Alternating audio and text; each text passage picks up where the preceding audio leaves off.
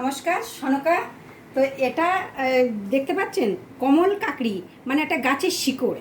তো এটা ভাজা করব, মানে চিপস বানাবো। দেখুন ছোট ছোট করে কেটে নিয়েছি, আর কি সুন্দর জালি জালি জালি জালি। আপনারা খেয়েছেন কি না জানি না, কিন্তু আমরা খাচ্ছি, খুব ভালো খেতে।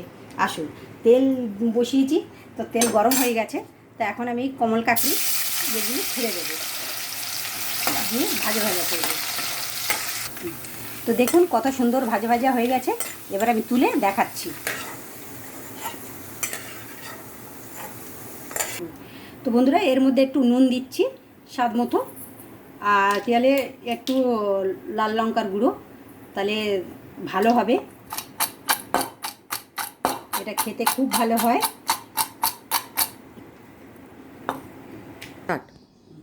তো আমার লাঞ্চ রেডি হয়ে গেছে।